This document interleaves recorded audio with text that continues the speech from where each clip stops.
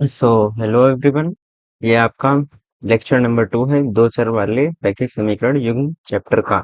इसमें हम जो आपके एक्सरसाइज 3.1 है उसके जो तीन खंड हैं उनका सोल्यूशन देखेंगे, और जो आपका पिछले मैंने क्लास में पढ़ाया था उसका भी रिवीजन कर लेंगे इसी क्लास में।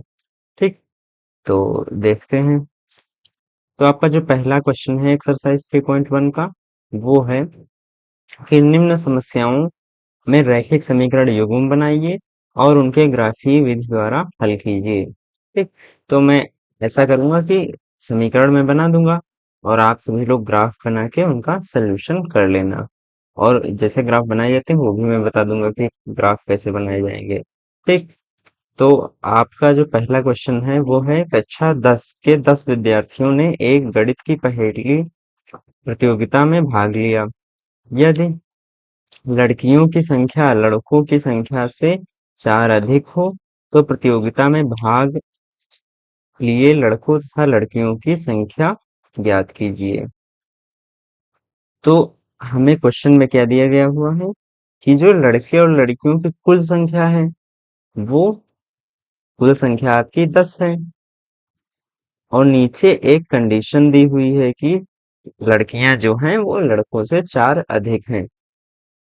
तो अगर हम मान लें, माना लड़कों की संख्या x है और लड़कियों की संख्या y मान लें। लड़कों की संख्या x मान लें और लड़कियों की संख्या को हम y मान लें। ठीक, तो आपकी पहली इक्वेशन क्या बन जाएगी? पहली इक्वेशन आपकी बन जाएगी कि x plus y equals to 10। क्यों 10 हुआ? क्योंकि x लड़के हैं और y लड़कियां हैं, दोनों मिलके 10 10 की संख्या हो जाएगी। दूसरी कंडीशन आपकी क्वेश्चन में लिखी है कि लड़कियों की संख्या लड़कों की संख्या से 4 अधिक है, यानी कि अगर y लड़कियां हैं और x लड़के हैं तो जब लड़कों की संख्या में आप 4 जोड़ देंगे तभी तो लड़कियों की संख्या आएगी, क्योंकि ये अधिक हैं, x से अधिक है। कितना अधिक है? 4 अधिक है। तो ये आपकी इक्वेशन, अगर मैं x को इधर ले आऊं तो y माइनस एक्स बराबर 4। ये आपकी दूसरी इक्वेशन बन गई। बन गई कि नहीं बन गई? या अगर मैं इसी इक्वेशन को लिखना चाहूँ तो इसे लिख सकता हूँ x plus y minus 10 equals to 0, और इसे लिख सकता हूँ y minus x minus 4 equals to 0। ऐसा लिख सकता हूँ। अब अगर यहाँ पे देखें हम, तो इनका ग्राफ कैसे बनाएंगे? तो जो इक्वेशंस लिखी हुई हैं, इन्हीं इक्वेशंस में हम y की वैल्यूज निकाल के ग्राफ बना लेंगे। ये जो इक्वेशन आपके सामने लिखी हुई है इन्हीं से y की वैल्यू निकाल के हम लोग ग्राफ बना लेंगे। ओके,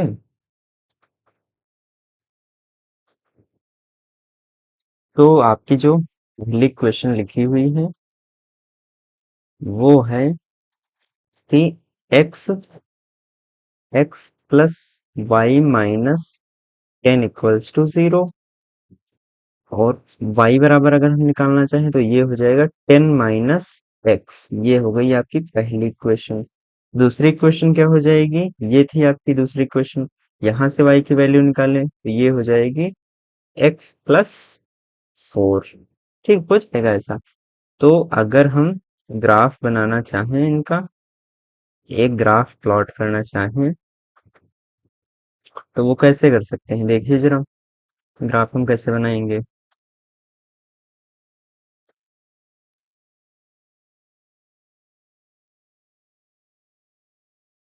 अब ये इक्वेशन जो आपकी है y बराबर 10 माइनस एक्स, तो y की वैल्यूज हम x की डिफरेंट वैल्यूज पे देखते हैं। तो x को अगर मैं 0 रख दूं, जब x मेरा 0 है तो y क्या आएगा? y मेरा आ जाएगा 10। जब ये 0 हो जाएगा तो y क्या आएगा, 10 आएगा।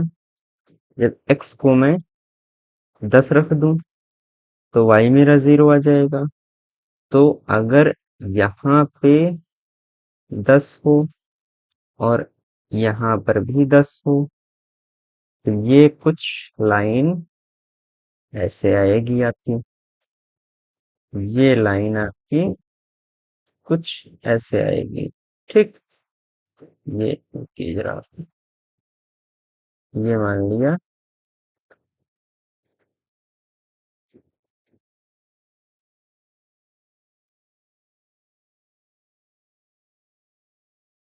ये लाइन आपकी कुछ ऐसे बन जाएगी। अगर हम इस वाली इक्वेशन को सॉल्व करें, यहाँ पे x बराबर क्या रख लें, -4 रखें, तो y हमारा 0 आएगा। यानी कि x बराबर -4 मान लिया हमने, कुछ यहाँ पे था। ठीक, तो यहाँ पे आपका y 0 होगा। और अगर हम y बराबर 4 रख लें, यानी कि कुछ यहाँ पे, ये आपका y बराबर 4 है, तो आपका x 0 हो जाएगा। जब ये 4 होगा तो आपका x 0 हो जाएगा। तो ये लाइन आपकी कुछ ऐसे जाएगी, ये लाइन आपकी कुछ ऐसे जाएगी ना। अब ठीक, तो ये जो पॉइंट है आपका, ये वाला पॉइंट आपका सल्यूशन हो जाएगा। ये जब आप ग्राफ पे प्लॉट करेंगे तो आपको अच्छे से समझ में आएगा। ये पॉइंट आपका सल्यूशन हो जाएगा, और सल्यूशन आएगा कितना, वो हम अभी निकाल लेते हैं। अगर हम दोनों इक्वेशन लिख लें, x plus y minus 10 equals to 0 और y minus x minus 4 equals to 0, दोनों को ऐड कर लें तो x और माइनस एक्स कट जाएगा, यहाँ पे 2y बचेगा, ये माइनस का 14 होगा 0, तो y हमारा आ जाएगा 14/2 यानी कि 7। अगर हम y बराबर 7 इसी इक्वेशन में रख दें तो 7 equals to 10 minus x, x को उधर भेज दें और 7 को इधर ले आए तो 10 माइनस 3 7, तो ये आ जाएगा x आपका 3 और y क्या है आपका 7 आया। तो ये पॉइंट कुछ होगा आपका 3,7 होगा कि नहीं होगा, 3,7 होगा।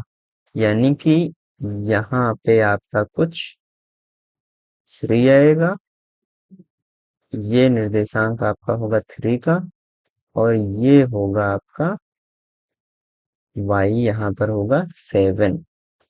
ठीक, यहाँ पे आपका 3 आएगा, ये यहाँ पर आपका x एक्सिस में 3 होगा और यहाँ पे आपका 7 होगा। समझ में आया, ये होगा आपका ग्राफीय विधि द्वारा सॉल्यूशन, ऐसे आप सॉल्यूशन निकाल लेंगे। फिर जो आपका नेक्स्ट क्वेश्चन है, नेक्स्ट क्वेश्चन है आपका, इसी में उसको भी ग्राफीय विधि द्वारा सॉल्व करना है। तो अगर हम देखें तो इसमें क्या है, इसमें है 5 पेंसिल तथा 7 कलमों का कुल मूल्य 50 रुपए है, जबकि 7 पेंसिल तथा 5 कलमों का मूल्य कुल 46 रुपए है। एक पेंसिल का मूल्य तथा एक कलम का मूल्य ज्ञात कीजिए। तो एक पेंसिल का मूल्य हम मान लेते हैं x रुपए, एक पेंसिल का मूल्य x रुपए हो जाएगा, और एक कलम का हम मान लेंगे y रुपए। कलम का मूल्य क्या हम मान लेंगे, y रुपए, यहाँ पर हम मान लेंगे। ठीक, अब पहली इक्वेशन क्या बन जाएगी, 5 पेंसिल है, 5 पेंसिल की कीमत कितनी हो जाएगी 5x, 7 कलम है तो 7y, टोटल रुपए कितने बने 50 रुपए। इक्वेशन आपकी फर्स्ट हो जाएगी। दूसरी कंडीशन में 7 पेंसिल हैं 7x रुपए, 5 कलम है 5y रुपए, इक्वल्स टू 46, ये आपकी सेकंड इक्वेशन बन जाएगी।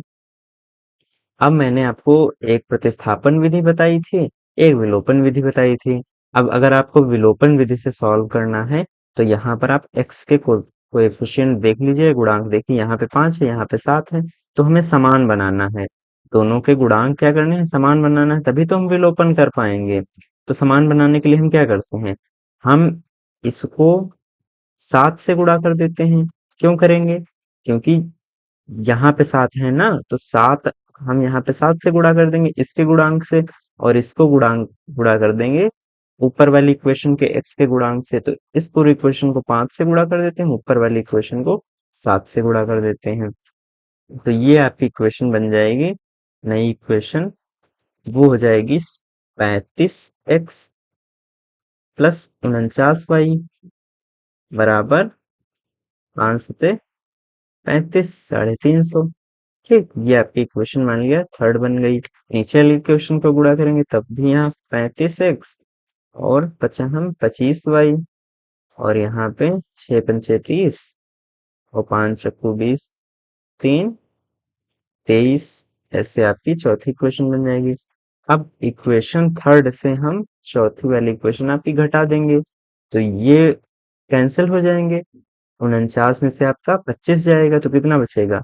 9 में से 5 जाएगा 4 बचेगा, और 4 में से 2 जाएगा तो 24y आपका बचेगा। 0 2 1 इतना बचेगा। अब अगर इसको हम कट कर लें 120 को 24 से, तो ये होगा 5 बार आपका कट जाएगा। तो y आपका क्या आया? सोल्यूशन आपका आया y बराबर 5। अब इस 5 को हम इस वाली इक्वेशन में, मतलब जो गुणा नहीं किया था तब रख लेते हैं। तो 5x, और ये अगर y रख देंगे 7y में, y की वैल्यू 5, तो ये हो जाएगा 35, और यहाँ पे 50 था, तो x बराबर हो जाएगा आपका 50 माइनस 35/5। तो ये कितना आएगा? 15/5। इसको कट कर दिया तो 3 आएगा, यानी कि जो हमारा सोल्यूशन आया इस इक्वेशन का वो कितना आया? x की वैल्यू 3 और y की वैल्यू 5। मतलब जो हमारे पेंसिल की कीमत थी वो थी 3 रुपए, और जो कलम की कीमत थी वो थी 5 रुपए। समझ में आया? अब इसका ग्राफ आप सभी लोग अपने आप बनाना और देखना कि कैसे ग्राफ पे इसका सोल्यूशन आता है। ठीक, अब हम बढ़ते हैं नेक्स्ट क्वेश्चंस की तरफ। तो आपके जो नेक्स्ट क्वेश्चन है उनमें जो मैंने अनुपात बताए थे ना, गुणांकों के अनुपात, उन्हीं का यूज करके आपको इनको सॉल्व करना है। तो मैं आपको रिवाइज करा देता हूँ जो मैंने अनुपात बताए थे। तो पहला अनुपात क्या था हमारा? A1/A2 is not equal to B1/B2। तब क्या होता था? ऐसे पे हमारा जो समीकरण युग्म होता था वो संगत होता था, और अद्वितीय अद्वितीय एक हल होता था। दूसरी कंडीशन क्या थी हमारी? कि जब A1/A2 is equal to B1/B2 is equal to C1/C2 ये होता था, तब भी हमारा समीकरण युग्म संगत होता था और अनंत हल होते थे। फिर तीसरी कंडीशन क्या थी? जब हमारा A1/A2 is equal to B1/B2 होता था और is not equal to C1/C2, तब हमारा समीकरण युग्म असंगत होता था और इसके कोई भी हल नहीं होते थे, कोई भी हल नहीं होते थे। अब हमें इसमें क्या पता करना है कि निम्न समीकरण युग्म द्वारा निरूपित रेखाएं एक बिंदु पर प्रतिच्छेद करती हैं, अथवा समांतर हैं, अथवा संपाती हैं। तो ये जो आपकी कंडीशन होती थी वो एक बिंदु पर जब प्रतिच्छेद करती थी, और जो नीचे वाली इक्वेशन है ये हमारी थी समांतर रेखाओं की कंडीशन। और नहीं, ये समांतर नहीं, ये संपाती रेखाओं की कंडीशन थी। समांतर वाली तो आपकी नीचे थी, ये आपकी थी संपाती रेखाओं की कंडीशन। ठीक, संपाती जब एक दूसरे के ऊपर, और ये आपकी थी समांतर रेखाओं की कंडीशन। समझ में आ रहा आपको? फिर अब हमें सॉल्व करना है, तो देखते हैं सोल्यूशन इन्हीं का हम। देखिए यहाँ पे अगर हम ले लें, पहला क्वेश्चन लें, तो पहले क्वेश्चन में आपके जो गुणांक हैं वो क्या है? पहला क्वेश्चन ये हुआ आपका, A1 है इसमें 5, A2 है आपका इसमें 7, B1 है आपका -4, B2 है आपका 6, C1 है आपका 8 और C2 है आपका -9। तो A1 अपॉन A2 निकाल लेते हैं। A1 अपॉन A2 तो 5/7 आ गया। B1 अपॉन B2 निकाल लेते हैं तो ये आ गया -4/6, यानी कि 2 2 ज़ा 4, 2 3 ज़ा 6, यानी -2/3। C1 अपॉन C2 निकाल लेते हैं तो ये आया आपका 8/9 माइनस का। ये इसे -8/9 भी लिख सकते हैं। तो आप यहाँ पर क्या देख रहे हैं कि A1 upon A2 is not equal to B1 upon B2। ये हमारी कंडीशन सेटिस्फाई हो रही है, यानी कि आपकी रेखाएं क्या हैं, प्रतिच्छेद कर रही हैं, प्रतिच्छेद कर रही हैं। और इनका सोल्यूशन कितना होगा, इनका एक ही हल होगा। समझ में आ रहा है आपको। और समीकरण युग्म कैसा होगा, वो युग्म आपका संगत होगा। ऐसे ही अगर हम नेक्स्ट क्वेश्चन ले लें, नेक्स्ट क्वेश्चन में आपका देखें कि गुणांक क्या है आपके। तो नेक्स्ट क्वेश्चन में आपका जो सेकंड नंबर क्वेश्चन है उसमें A1 है आपका 9, A2 है आपका 18, इसी तरह B1 है आपका 3, B2 है आपका 6, C1 है 12 और C2 है 24। अब A1 अपॉन A2 निकालिए तो ये क्या आ रहा है, 1/2 आ रहा है। 9 कम 9, 9 दूनी 18। B1 अपॉन B2 निकालिए, ये भी 1/2 आ रहा है। C1 अपॉन C2 निकालिए, ये भी 1/2 आ रहा है। तो आपका A1 upon A2 is equal to B1 upon B2 is equal to C1 upon C2 की कंडीशन सेटिस्फाई हो रही है, यानी कि आपका समीकरण युग्म संगत है और अनंत हल है। अनंत हल किस कंडीशन में होते थे, जब आपकी रेखाएं संपाती होती थी। तो इसमें क्या हो जाएंगी, आपकी रेखाएं सभी संपाती हो जाएंगी। अगर हम नेक्स्ट क्वेश्चन ले लें, नेक्स्ट क्वेश्चन में देखें कि आपका कैसा समीकरण युग्म होगा। तो नेक्स्ट क्वेश्चन में आपके गुणांक क्या लिखे हुए हैं, थर्ड क्वेश्चन यहाँ पे लिख लेते हैं। गुणांक है आपके A1 जो है वो 6 है, A2 जो है आपका 2 है और B1 जो है आपका -3 है, B2 है -1, C1 है आपका 10 और C2 है आपका 9। A1 अपॉन A2 क्या हो जाएगा, 1/2 होगा कि नहीं होगा, नहीं 3/1, ये आपका होगा 3/1 हो जाएगा। और B1 अपॉन B2 क्या हो जाएगा, ये भी आपका 3/1 हो जाएगा, क्योंकि जब 3 -3 बाई -1 करोगे तो माइनस माइनस कट हो जाएंगे। और जो आपका C1 अपॉन C2 निकल के आ रहा है, ये निकल के आ रहा है 10/9। तो यहाँ पे क्या हमें कंडीशन मिल रही है, A1 upon A2 equals to B1 upon B2। ये तो इक्वल है लेकिन is not equal to C1 upon C2। लेकिन ये दोनों अनुपात जो है वो इंडिविजुअली C1 अपॉन C2 के बराबर नहीं है, अतः आपका जो समीकरण निकाय होगा या युग्म होगा वो असंगत हो जाएगा। और असंगत किस कंडीशन में होता था, जब कोई हल नहीं होता था। और कोई हल कब नहीं होता था, जब हमारी रेखाएं समांतर होती थी। रेखाएं क्या होती थी हमारी, समांतर होती थी, तभी हमारा कोई हल नहीं होता था। तो आपके तीन क्वेश्चन थे इस खंड में, तीनों का सलूशन मैंने आपको बता दिया है। आप सभी लोग प्रैक्टिस करते जाएं। जब मैं क्वेश्चन सॉल्व करूं तो आप सभी लोग भी वीडियो पॉज करके क्वेश्चन सॉल्व कर लें, फिर आप सलूशन देखें और देखें कि आप सही कर रहे हैं या गलत कर रहे हैं। जहां पर आपसे गलती हो रही है उसे एनालाइज करें, फिर नेक्स्ट क्वेश्चन में वो गलती रिपीट ना करें। फिर आपका थर्ड क्वेश्चन है, इसमें भी हमें बताना है कि युग्म संगत है असंगत।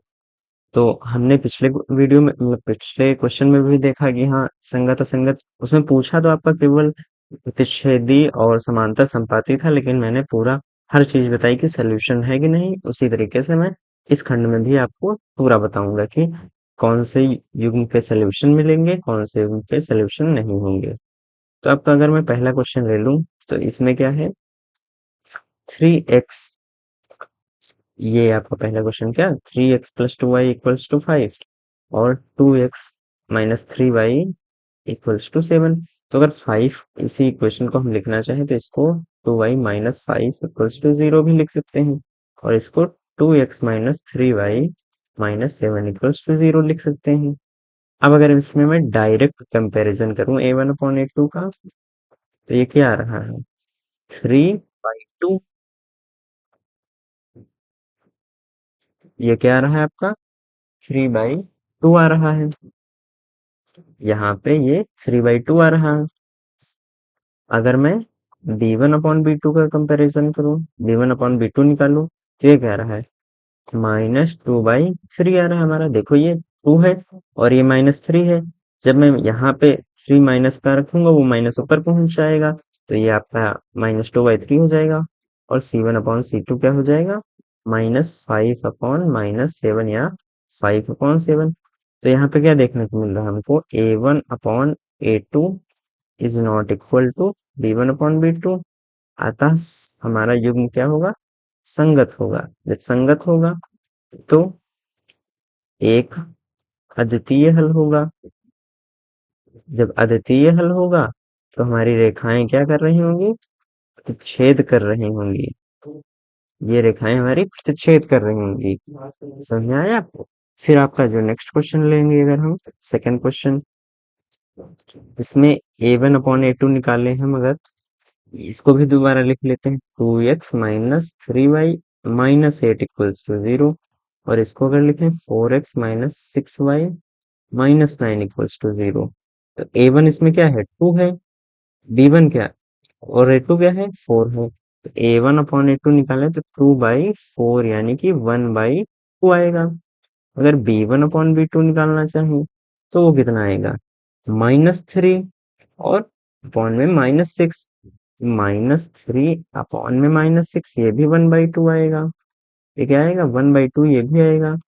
अगर हम इसी क्वेश्चन के लिए C1/C2 निकालना चाहें तो वो क्या आएगा, -8 अपॉन -9। तो -8 अपॉन -9। अब यहाँ पे अगर आप देखें तो ये क्या हो जाएगा, 8/9 हो जाएगा। तो यहाँ से हमें ये समझ में आ रहा है कि a1/a2 इक्वल्स टू b1/b2 तो है, लेकिन ये C1/C2 के इक्वल नहीं है। तो ये कब नहीं होता था, जब हमारा समीकरण युग्म संगत होता था, तब ऐसा होता था। यानी कि रेखाएं जब हमारी समांतर होती थी, और समांतर रेखाएं होने पर हल नहीं होता था, हमारा हल नहीं होता था, कोई भी हल नहीं होता था। आई होप आपको समझ में आया होगा। फिर अगर हम नेक्स्ट क्वेश्चन देखें, तो आपका नेक्स्ट क्वेश्चन में आपका थर्ड क्वेश्चन है। पूरा इसे मिटा देते हैं, फिर आपका सोल्यूशन देखते हैं।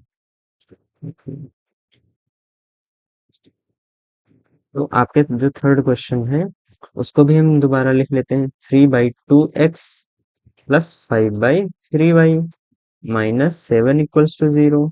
और ये 9x माइनस 10y माइनस का 14 इक्वल्स टू 0। अब अगर थर्ड क्वेश्चन में हम देखें तो a1/a2 कितना हो जाएगा, a1/a2 हो जाएगा 3/2। a1 है आपका और a2 कितना है, 9 है। तो ये 3 1 जा 3, 3 3 जा 9। तो ये हो जाएगा आपका 1/6। ये हो जाएगा आपका, ये 2 नीचे आ जाएगा तो ये 1/6 हो जाएगा। b1/b2 क्या हो जाएगा, ये ऊपर है 5/3 आपका b1, और b2 कितना है, b2 है आपका -10। 5 1 जा 5 और 5 2 जा 10। तो ये कितना बन जाएगा, ये भी आपका बन जाएगा 1/-6। तो आपको यहीं से देख के समझ में आ रहा होगा कि जो आपका a1/a2 है, a1/a2 is not equal to b1/b2। तो हम आगे C1/C2 निकाले ही क्यों, क्योंकि यहीं से हमें पता चल रहा कि ये संगत होगा और एक हल होगा। जब एक हल होगा तो यानी रेखाएं हमारी प्रतिच्छेद कर रही होंगी, प्रतिच्छेद कर रही होंगी। ठीक। अगर हम फोर्थ क्वेश्चन देखें, यहाँ पे अगर हम फोर्थ क्वेश्चन देखें, तो फोर्थ क्वेश्चन में अब आप ये भी समझ सकते हैं कि अगर हम C1/C2 की डायरेक्ट यहाँ से कंपैरिजन कर ले तब भी कोई बात नहीं, तो हम यहाँ डायरेक्ट एक सवाल करके देखते हैं। हम इस 11 को इधर नहीं लाएंगे, इसको हम नहीं लाएंगे, हम इधर ही कंपैरिजन कर लेंगे। ठीक। तो अगर हम फोर्थ क्वेश्चन में a1/a2 निकाल लें तो वो कितना हो जाएगा, 5/-10, यानी कि -1/2। अगर हम b1/b2 निकालें तो ये कितना हो जाएगा, ये हो जाएगा -3/6, यानी कि -हाफ। अगर हम c1/c2 निकालें तो ये 11/-22, ये भी आपका हो जाएगा माइनस का हाफ। तो यहाँ से आपको क्या समझ में आ रहा है, यहाँ से जबकि a1/a2 है वो बराबर है b1/b2 के और बराबर है c1/c2 के। ऐसा कब होता था, जब रेखाएं हमारी संपाती होती थी। हल इसके कितने हो जाएंगे, अनंत हो जाएंगे, और रेखाएं कैसी हो जाएंगी हमारी, संपाती हो जाएंगी। अब आपका लास्ट क्वेश्चन बचा है केवल, लास्ट क्वेश्चन है आपका फिफ्थ क्वेश्चन। इसके बाद का जो आपके क्वेश्चन होंगे वो मैं नेक्स्ट वीडियो में लेकर आऊंगा, क्योंकि वरना ये वीडियो बहुत बड़ा हो जाएगा। और तो ये फिफ्थ क्वेश्चन देखते हैं।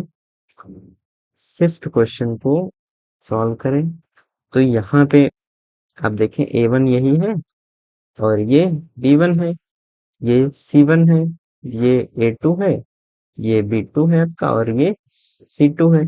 तो a1/a2 निकाल लें तो 4/3 a1 हो गया, और a2 कितना है, 2 हो गया। तो 2 से ये कट जाएगा तो 2/3 आ जाएगा। अगर हम b1/b2 निकालना चाहें तो b1 आपका कितना है, 2 है, b2 कितना है, 3 है। अगर हम c1/c2 निकालना चाहें तो ये है 8/12। अगर इसको हम कट करें तो ये हो जाएगा 4 और 6 और 2/3। तो यहाँ पर भी हमारा a1/a2 is equal to b1/b2 is equal to c1/c2 आ रहा है। तो इससे क्या प्रूफ हो रहा है कि जो हमारा युग्म है वो क्या है, संगत है, और रेखाएं आपकी कैसी हैं, रेखाएं आपकी संपाती हैं। हल कितने होंगे, हल आपके अनंत हो जाएंगे, हल इस युग्म के अनंत हो जाएंगे। आई होप आपको वीडियो समझ में आया होगा। और जो आपका नेक्स्ट वीडियो रहने वाला है वो फोर्थ से लेकर आपके जो सेवंथ क्वेश्चन है उसमें कराए जाएंगे। इस वीडियो में आपको जितने भी सोल्यूशन कराए गए हैं वो सारे क्वेश्चन आप एक बार अपने तरफ से ट्राई कर लें। ना समझ में आए तो वीडियो दोबारा देख लें। और हाँ, क्वेश्चन का सोल्यूशन ना देखें, उसे पॉज करें, सॉल्व करें, फिर सोल्यूशन देखें। अगर आपने सोल्यूशन देख लिया तो आपको लगेगा कि आपको आता है, फिर एग्जाम में आपसे गलत हो जाएगा। तो जैसे मैं सोल्यूशन बताने से पहले आप पॉज कर लें वीडियो को और खुद से सॉल्व करें, सॉल्व हो जाए तब वीडियो फास्ट फॉरवर्ड कर लें। अगर नहीं सॉल्व हो रहा है तो फिर पूरा वीडियो देख लें। Thank you very much.